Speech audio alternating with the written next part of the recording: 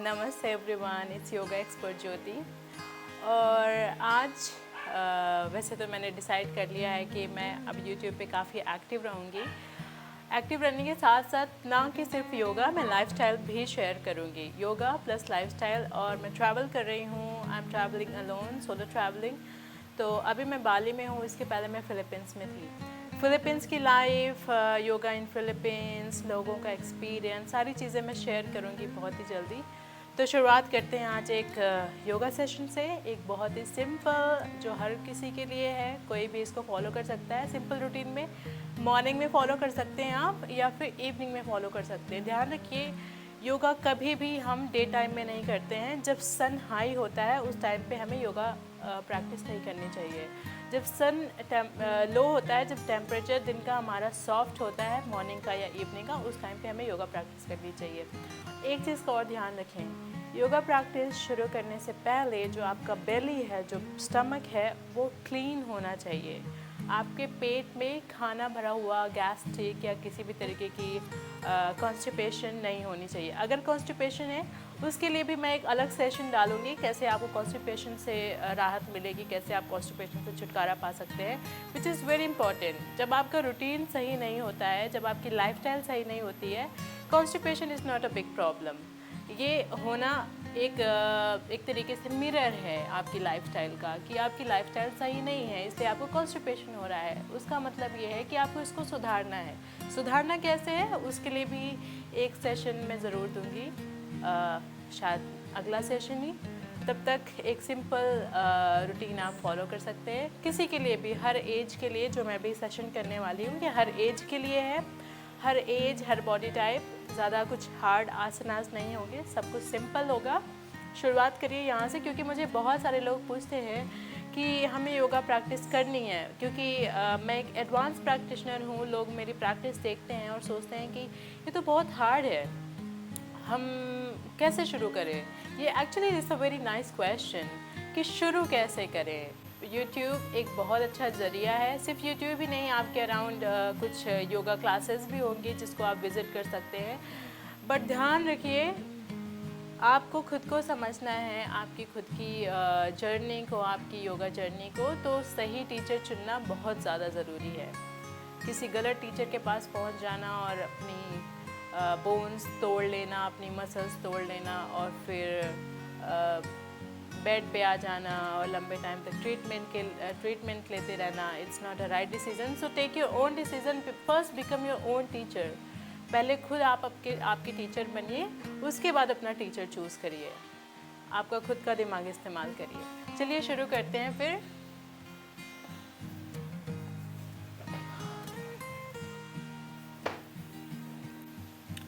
Okay, सो शुरू करते हैं पहले सुखासना से। एक कंफर्टेबल पोजीशन, किसी भी कंफर्टेबल पोजीशन में अगर आपको ज़रूरत है कुछ ब्लॉक या तकिया या कुशन, कुछ भी अपने बट्स के नीचे रखने की, ताकि आप स्ट्रेट स्पाइन के साथ बैठ सकें, या फिर आप इस तरीके से बैठने में सक्षम नहीं है, आपको प्रॉब्लम फील होती है, तो आप कुछ भी यूज़ कर सकते हैं, अपने हिप्स के नीचे रख सकते हैं। ओके, तो सबसे पहले प्रेयर करेंगे, devoted to God.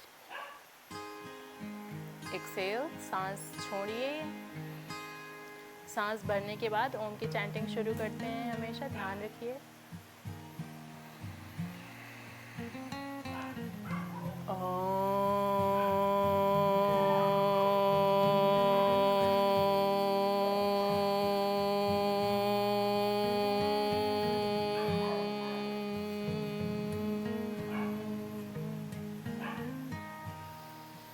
Inhale and Excel. थोड़ी देर अपनी बॉडी को ऑब्ज़र्व करिए। इंटरनली जो भी चीज़ें हो रही हैं उसको ऑब्ज़र्व करने की कोशिश करिए।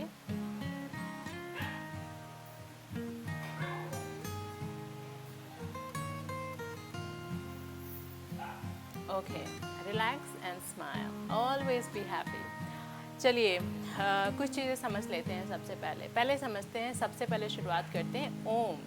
What is the Om chanting, और हम क्यों करते हैं और कैसे करनी चाहिए हमें। तो सबसे पहले हमें ये जानने की ज़रूरत है, जब हम ओम की चैंटिंग शुरू करते हैं तो वो हमेशा शुरू होती है एक्सलेशन से, इस तरीके से, माउथ ओपन, इस तरीके से ओ शेप में, हमारे लिप्स का शेप ओ ऐसा होगा, अ से उ म, देयर इज 3 वर्ड्स, उ म, 3 शब्दों को मिला के बनता है ओम।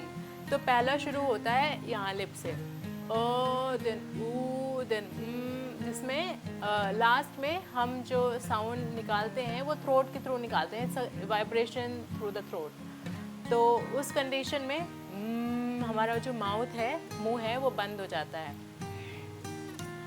तो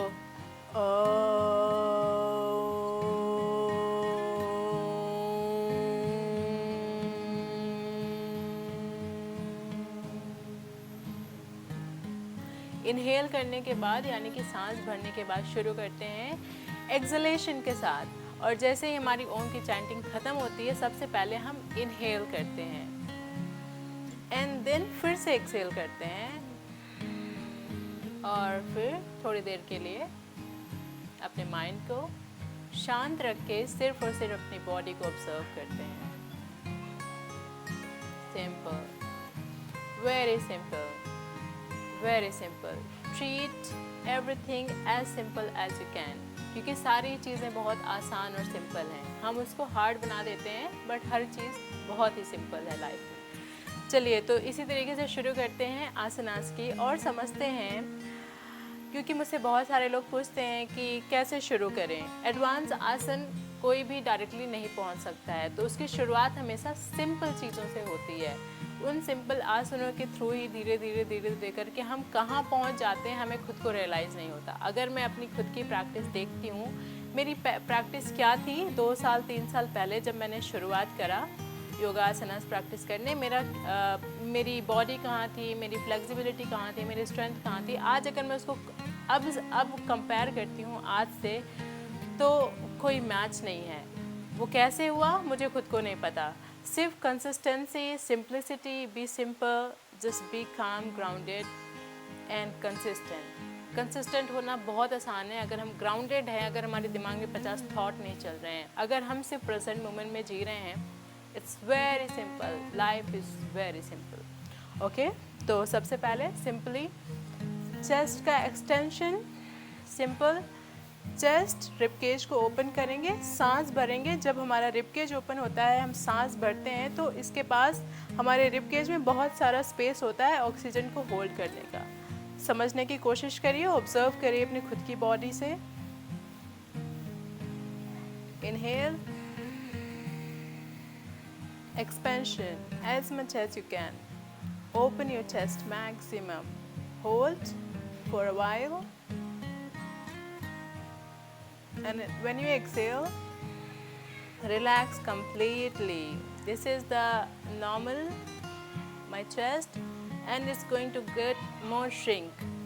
और ज़्यादा छोटा हो जाएगा ये जब मैं एक्सेल करूँगी पूरी तरह से। Again, expand.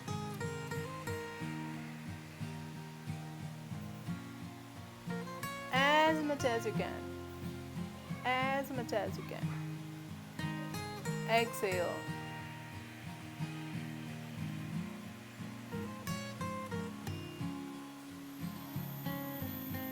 Inhale.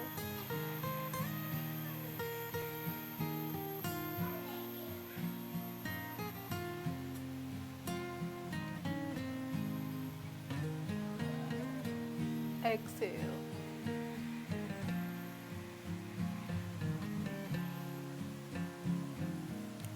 Two more times. Inhale.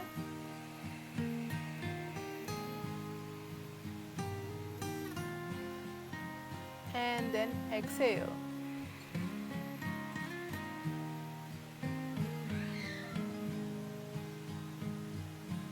One more time.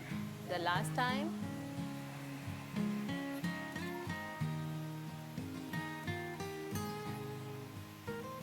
Exhale.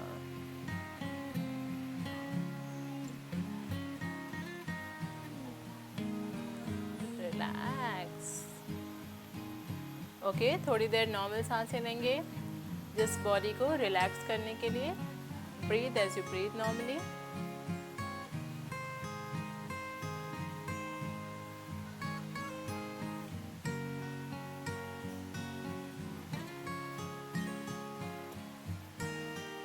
Okay, तो ये एक तरीके की ब्रीदिंग थी, उसके साथ साथ हमारे बॉडी में मूवमेंट्स भी थे। अब मैं ये बताती हूँ ब्रीदिंग एक्सरसाइजेस और प्राणायाम क्यों इम्पॉर्टेंट है। ब्रीदिंग एक्सरसाइजेस प्राणायाम इसलिए इम्पॉर्टेंट है कि जब आप कभी रियलाइज़ करना, जब आपको गुस्सा आता है या फिर आपकी बॉडी किसी प्रॉब्लम में होती है, तो आपकी जो ब्रेथ है वो नॉर्मल नहीं होती है, जिसकी वजह से आपको एंजाइटी और डिप्रेशन भी हो सकता है। तो आपकी जो ब्रेथ है वो नॉर्मल इसलिए नहीं होती है क्योंकि आपने अपनी ब्रेथ को कभी इम्प्रूव नहीं करा, अपनी ब्रेथ पे कभी फोकस नहीं करा, अपने प्राणायाम पे कभी फोकस नहीं करा। इसलिए हमें ब्रेथ एक्सरसाइजेस की बहुत ज़्यादा ज़रूरत है।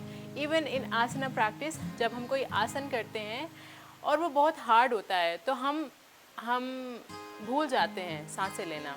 हमारा जो ब्रेथ है वो we do not focus on that. तो हम क्योंकि उस ट्रबल में होते हैं, हमारा माइंड जो है वो फोकस नहीं होता है, मतलब हमारी बॉडी जो है वो प्रॉब्लम में होती है, तो हम भूल जाते हैं सांसें लेना। And this is the reason we need to do some more breath work, more breath exercises to improve first our prana. अपने प्राणा पे काम करने की हमें सबसे पहले ज़रूरत है। तो प्राणायाम is a very even more than asana, pranayam is more important. I would say after my own experience I was more into asanas, but now I understood what is the importance of pranayama. तो प्राणायामा कभी भी miss मत करिए। प्राणायाम is the most important part of the yoga and your healthy lifestyle. चलिए शुरू करते हैं। हमने एक ब्रेथ एक्सरसाइज कर ली है। अब ध्यान रखना है हमें सारे आसनास के साथ, breath is more important than body posture. हमारा ध्यान बॉडी पॉस्चर से ज़्यादा अपनी ब्रेथ पे होना चाहिए। तो सबसे पहले एक सिंपल टेबल टॉप पोजीशन में इस तरीके से हमें अपने दोनों हाथों को शोल्डर डिस्टेंस पे रखते हुए, नीज़ को हिप डिस्टेंस पे रखते हुए एक टेबल जैसा शेप अपनी बॉडी से बनाना है, इस तरीके से। अब ध्यान रखिए इस पोजीशन में जैसे हम आते हैं, कुछ लोगों के एल्बोज ओवर एक्सटेंडेड होते हैं, मेरे भी एल्बोज ओवर एक्सटेंडेड हैं। तो मुझे सबसे पहले अपने आर्म्स को थोड़ा सा इस तरीके से मूव करना है, रोटेट करना है अपने एल्बोज को बाहर की तरफ और करेक्ट करना है। फिर एक चीज़ का ध्यान रखना है, हमारी जो स्पाइन है वो ना तो इस तरीके से राउंड होनी चाहिए और ना इस तरीके से डिप्रेस होनी चाहिए। तो हमें अपनी स्पाइन को स्ट्रेट रखने के लिए अपने ग्लूट्स को थोड़ा सा नीचे ड्रॉप करना है और इस तरीके से थोड़ी देर इस आसन में। देखिए, जब आप पहली बार प्रैक्टिस करते हैं किसी भी आसन की, तो ये उम्मीद मत रखिए कि वो परफेक्ट होगा, आपका अलाइनमेंट परफेक्ट होगा। बट एक चीज़ का ध्यान रखिए, जब भी आप आसन करते हैं तो आपको किसी भी तरीके का पेन, किसी भी तरीके की ज़्यादा ओवर स्ट्रेचिंग और क्रैम्प्स नहीं फील होने चाहिए। अगर वो फील होते हैं तो आप इमीडिएटली उस आसन से बाहर आ जाइए और अपनी बॉडी को समझने की कोशिश करिए। सिर्फ उतना ही करिए जितना आपकी बॉडी आपको अलाउ करती है। ज़बरदस्ती अपनी बॉडी को पुश बिल्कुल भी नहीं करना है। इस आसन में थोड़ी देर रुकेंगे। ध्यान रखिए जो नेक है हमारा वो बिल्कुल रिलैक्स होना चाहिए।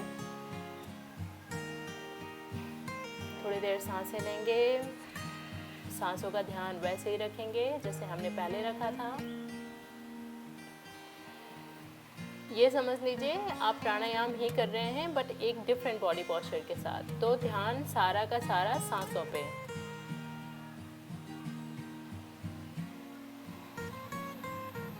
ओके, अब यहाँ से जेंटली अपने हिप्स को थोड़ा सा पीछे मूव करेंगे। इनहेल करते हुए आगे हिप्स को मूव करेंगे। एक्सहेल पीछे, इनहेल आगे की तरफ, एक्सहेल पीछे की तरफ, इनहेल आगे की तरफ, exhale backward, inhale slowly with nice inhalation, forward, exhale, Deep exhalation backward. Inhale. Nice inhalation. Exhale. Inhale. Exhale. Inhale. And then exhale. Gently adjust your body. Go in the child pose. This is the child pose. We call it. Knees हमारे wide होंगे और ankles हमारे ज़मीन को touch करेंगे. अगर नहीं भी करते हैं तो it's not a problem. और body relax. अगर आपका जो हेड है वो ज़मीन को नहीं टच कर पा रहा है तो आप कोई ब्लॉक रख सकते हैं यहाँ अपने फोरहेड के नीचे. मैं मोस्टली प्रॉप्स यूज़ नहीं करती हूँ, but you can use that. Cushion भी यूज़ कर सकते हैं, तकिया भी यूज़ कर सकते हैं. थोड़ी देर रिलैक्स करेंगे इसी पोज में.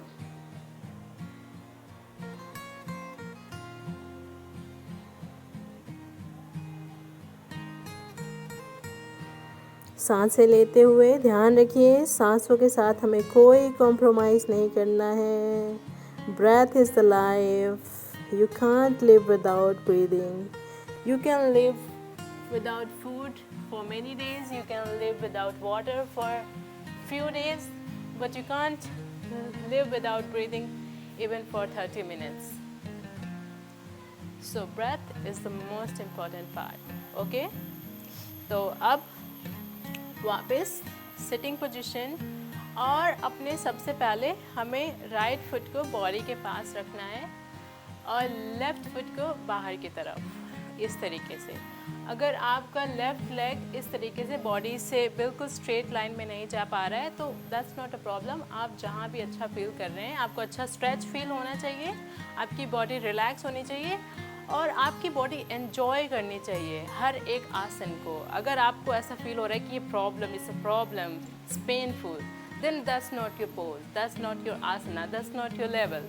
Come out from that, find your own comfort. If you are not finding your comfort in the asana, if you are not happy in the asana, then it's not the asana. थोड़ी देर यहाँ रुकेंगे and body को थोड़ा सा left and right सांसें लेते रहेंगे. Normal breathing.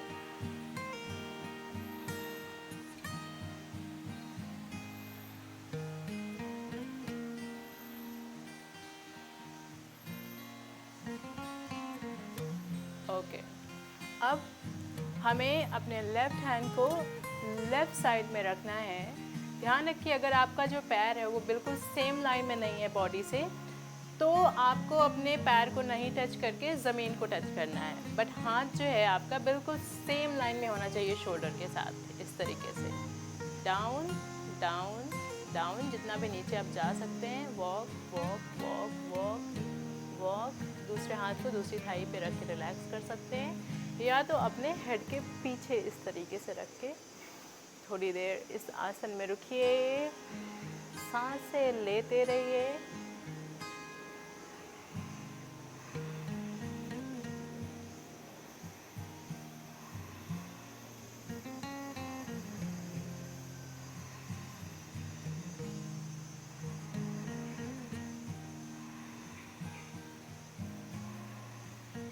Inhale. सांस भरते हुए बहुत ही आराम से वापस बैक टू योर पोज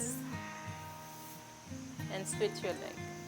वापस अपने राइट फुट को बाहर निकालेंगे, लेफ्ट को बॉडी के जस्ट सामने रखेंगे. अब फिर से थोड़ी देर हमें अपनी बॉडी को मूव करना है. Left right left right. Simply just activate your muscles. Get ready for the asana. Okay. Exhale. सांस छोड़ते हुए हाथ को सेम टू सेम शोल्डर की लाइन पे ज़मीन पे रखते हुए walk as much as you can. Go deeper and then either put your hand on your thigh or behind your head. Just be here.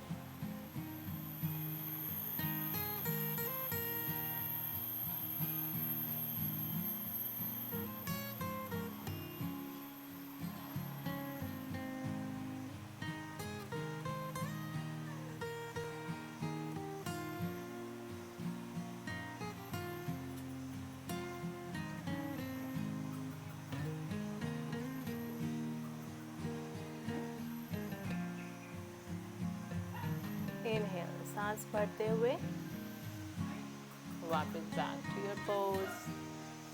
वापस दोनों पैरों को अपनी बॉडी के जस्ट सेंटर पे जॉइंट करेंगे।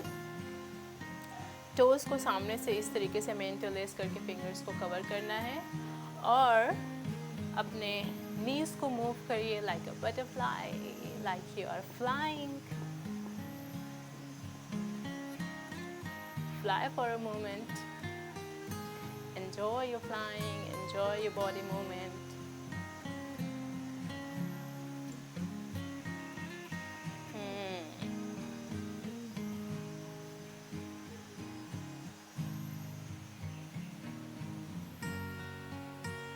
यस, सांसों का ध्यान हमेशा रखना है, सांसों को कहीं पे भी नहीं भूलना है। सांसें लेना बंद कर दिया तो हम जिंदा नहीं बचेंगे। ओके, इस तरीके से बैठ जाइए और थोड़ी देर अपने स्पाइन को फील करते हैं, मूव करते हैं और फील करते हैं। ध्यान रखिए आपके जो दोनों पैर हैं वो ज़मीन पे टच होने चाहिए। अगर आप इस तरीके से रखेंगे ज़्यादा लंबा, ज़्यादा दूर, तो आप ज़मीन को टच नहीं कर सकते। तो उतना ही दूर रखिए जितनी दूर में आपके पैर पूरी तरीके से ज़मीन को टच कर रहे हों। हाथों को इस तरीके से इंटरलेस करके होल्ड कर सकते हैं, मतलब कि ऐसे टाई कर सकते हैं, या फिर इस तरीके से अपने पैरों को पकड़ लीजिए, जो भी आपको सुटेबल फील होता हो। और देखिए स्पाइन का मूवमेंट करना है हमें। इनहेल करते हुए वापस चेस्ट को लिफ्ट करेंगे एंड बैक को आर्च करेंगे। एक्सहेल करते हुए ये सेम वो कैट का पोज है, बट ये थोड़ा सा डिफरेंट है। ये टेबल टॉप में ना होंगे, सिटिंग पोस्चर में है। Inhale, exhale, inhale, exhale, inhale. उतना ही करिए अपने स्पाइन में मूवमेंट जितना आप एंजॉय कर सकते हैं, जितना आपको कंफर्टेबल फील होता है। Out of comfort in your asana practice, that's not the asana practice. क्योंकि पतंजलि ने जो सूत्र दिया है आसना का, महर्षि पतंजलि जी ने, वो है स्थिर सुखम आसनम। स्थिर का मतलब होता है स्टेबल, सुखम मीन्स कंफर्ट, कंफर्टेबल, आसनम मीन्स पॉस्चर। तो एक ही पॉस्चर जिसमें आप कंफर्टेबल हैं और उसको लंबे टाइम तक होल्ड कर सकते हैं, दैट्स द आसना। अगर वो नहीं कर पा रहे हैं, आपको किसी भी तरीके के क्रैम्प्स और डिफ़िकल्टीज फील होती है, तो that's not the asana practice, then we can't call that yoga.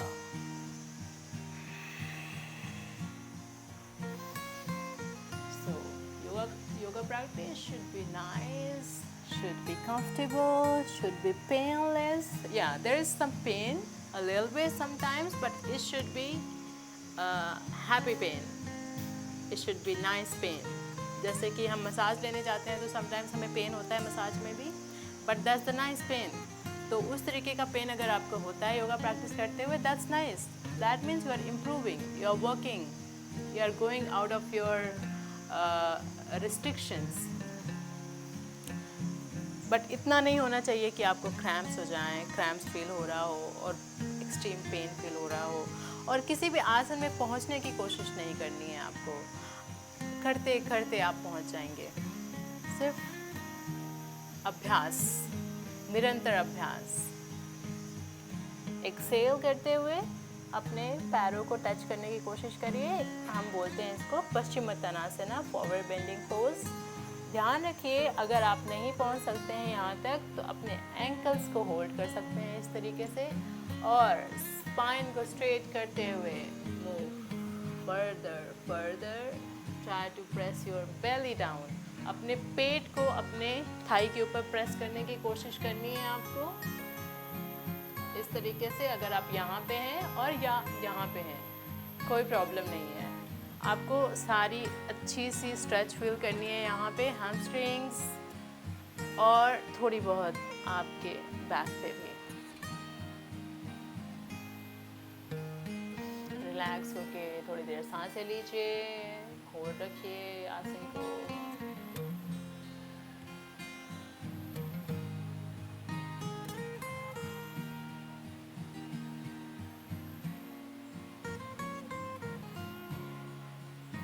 रखें, रिलैक्स।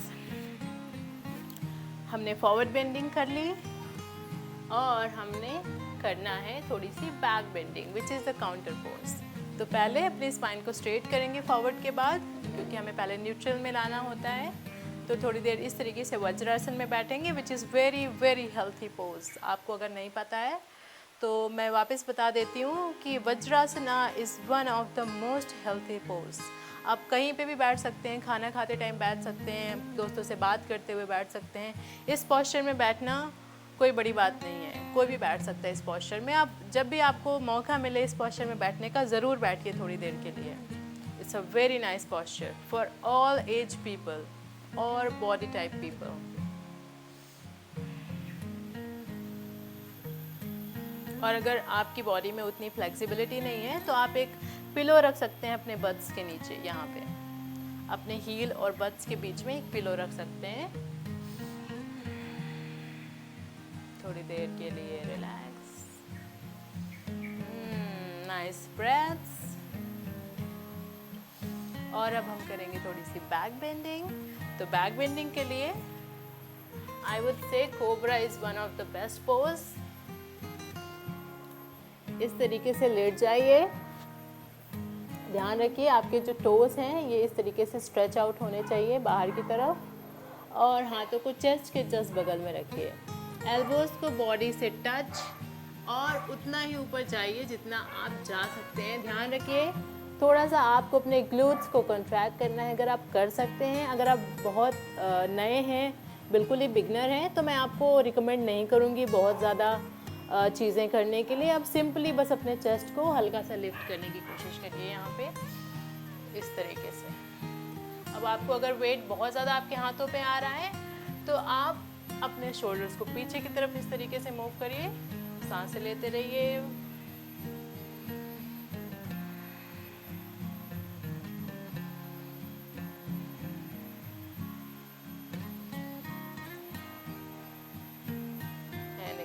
करते हैं वापस न्यूट्रल, बॉडी स्ट्रेट, हाथों को एक दूसरे के ऊपर रखेंगे। इसको हम बोलते हैं मकर आसन, या कि इंग्लिश में बोलते हैं क्रोकोडाइल पोज। फोरहेड को हाथों के ऊपर,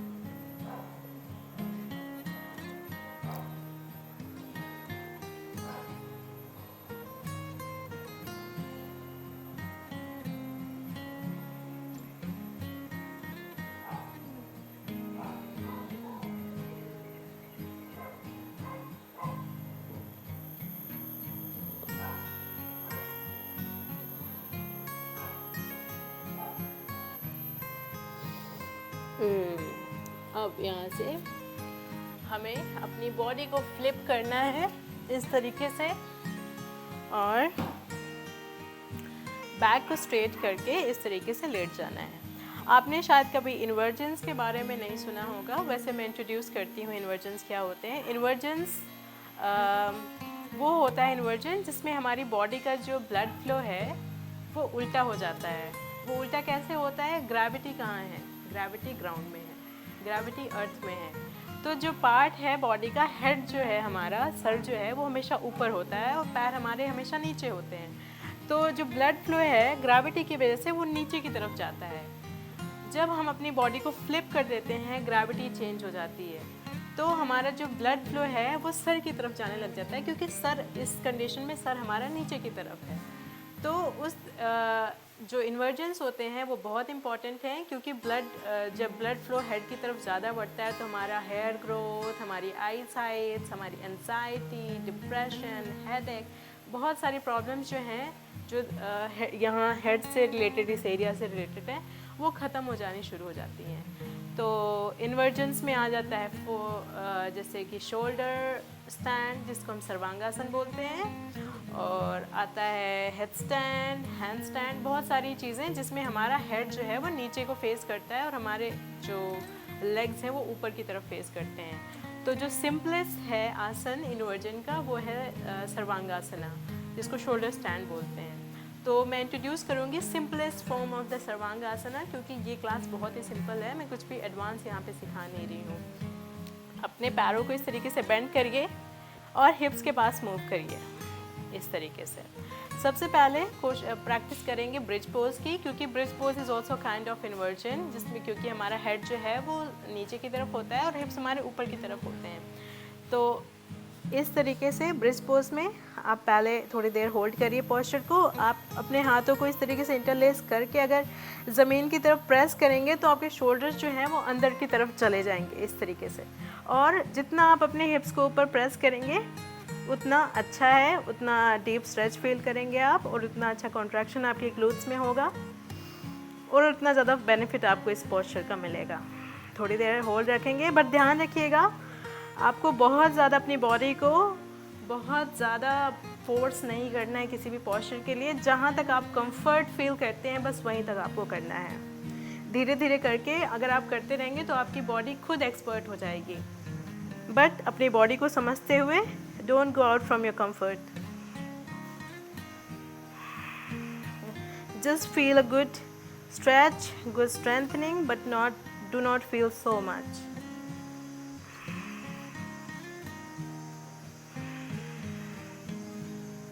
इस तरीके से थोड़ी देर होल्ड रखेंगे। ध्यान रखिए पैरों को हमें ज़मीन पे प्रेस करते रहना है, हाथों को ज़मीन पे प्रेस करते रहना है, तो ये हमें सपोर्ट देंगे अपने हिप्स को और ऊपर लिफ्ट करने के लिए।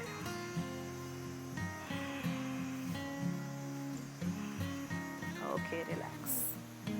जेंटली हिप्स को ज़मीन पर रखिए, थोड़ी देर रेस्ट करेंगे।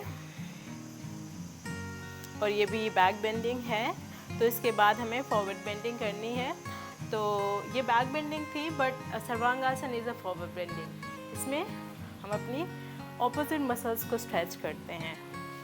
तो सबसे पहले अगर आप जंप इस तरीके से कर सकते हैं स्विंग करके तो बहुत अच्छी बात है। अगर आप नहीं कर सकते हैं तो आप जहाँ पे भी हैं, सपोज आप यहाँ पे हैं, ऐसे इस तरीके से अपने हिप्स को होल्ड कर सकते हैं। धीरे धीरे करके आपकी बॉडी इंप्रूव होगी प्रैक्टिस के साथ साथ। अगर आपने स्विंग करके होल्ड कर लिया अपनी कमर को इस तरीके से तो बहुत अच्छी बात है। इस तरीके से एडजस्ट करते जाइए और बॉडी को ऊपर की तरफ मूव करते जाइए। ध्यान रखिए नेक में कोई तरह का पेन नहीं होना चाहिए। और अपने लेग्स को स्ट्रेट करिए। अगर आप कर सकते हैं, जहाँ भी आपका जो भी लेवल है, थोड़ी देर सांसें लेंगे इस पोज में।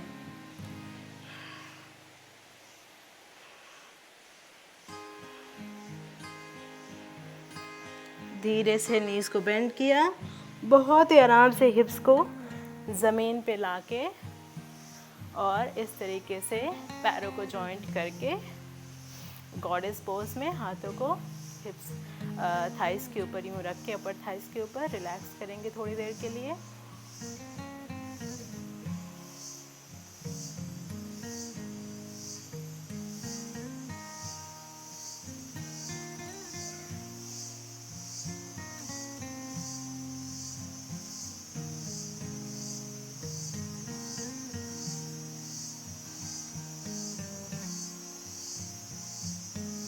ओके, अब आखिरी में ट्विस्टिंग, थोड़ी स्पाइनल ट्विस्ट। तो पैरों को, दोनों पैरों को एक तरफ मूव करिए और ऑपोजिट तरफ देखना है हमें।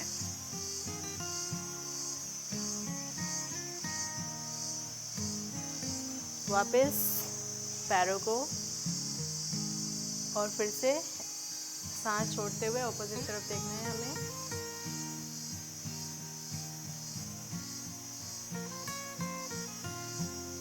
सांस भरते हुए बैक टू सेंटर।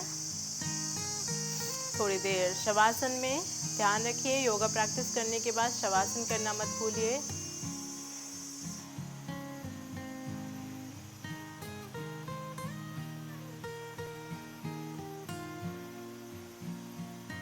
कम से कम 1 मिनट तक आपको शवासन में रुकना है। और 1 मिनट ख़त्म हो जाने के बाद अपनी बॉडी को राइट साइड में मूव करते हुए हाथों के सपोर्ट से इस तरीके से आपको वापस सिटिंग पोजीशन में आना है। सुखासन में बैठ सकते हैं आप। हाथों को जॉइंट करिए। एक्सेल, इनहेल, सांस भरिए। ओम की चैंटिंग वापस करेंगे।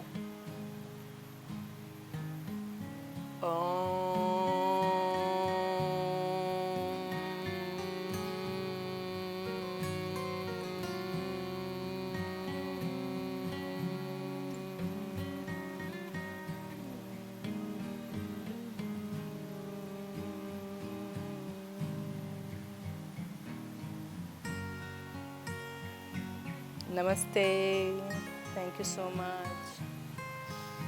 तो ये जो सेशन था ये हर किसी के लिए था, specially for beginners I would say, और जो बिगिनर्स नहीं भी हैं, जो लोग जिम जाते हैं, स्पेशली जिम जाने वाले लोगों के लिए मैं रिकमेंड करूँगी, क्योंकि उनकी बॉडी में बहुत ज़्यादा स्टिफनेस होती है। बट जो नेक्स्ट सेशन मैं अपलोड करने वाली हूँ वो होगा सूक्ष्म व्यायाम।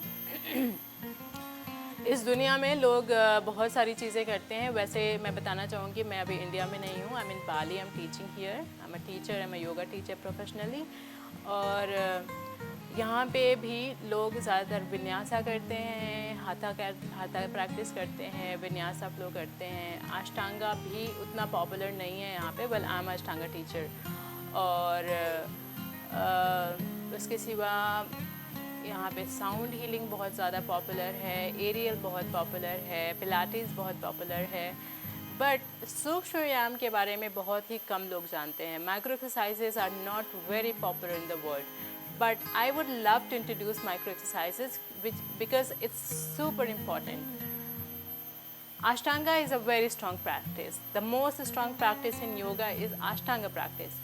But जो सूक्ष्म व्यायाम है वो मैं ये नहीं बोलूँगी कि सबसे आसान प्रैक्टिस है, वो सबसे आसान प्रैक्टिस नहीं है, वो सबसे बेसिक प्रैक्टिस है जो आपकी बॉडी में इतनी सारी चीज़ें इम्प्रूव करती है जिसका आपको ज़रा भी आइडिया नहीं है। क्योंकि एक टाइम था जब मैं बीमार थी और मैं अष्टांगा प्रैक्टिस नहीं कर सकती थी, जब मैं गोवा में थी ड्यूरिंग द फर्स्ट लॉकडाउन। और उस टाइम पे मैं सूक्ष्म व्यायाम प्रैक्टिस कर रही थी क्योंकि मेरी बॉडी में उतना एनर्जी नहीं थी, उतनी ताकत नहीं थी। And I felt this is the best thing for everyone.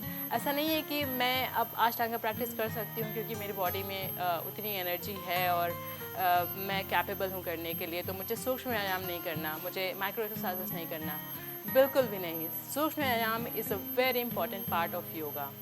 उसी तरीके से जैसे मैंने इंट्रोड्यूस करा है प्राणायामा। और एक और चीज़ मैं कहना चाहूँगी, just only because of my own experience, कि आप जितनी चीज़ें मैं बोल रही हूँ वो आप फील तभी कर सकते हैं जब आप खुद करना शुरू करेंगे। कोई कुछ भी बोलता रहेगा, आप सुनेंगे, हो सकता है सुने भी नहीं, आप फील नहीं कर सकते। आप फील तब करेंगे जब आप एक्सपीरियंस करेंगे उसको। तो experience it. Thank you so much. Improve your health. I would love to see the whole my country, India, with good health and with good wealth. Thank you so much.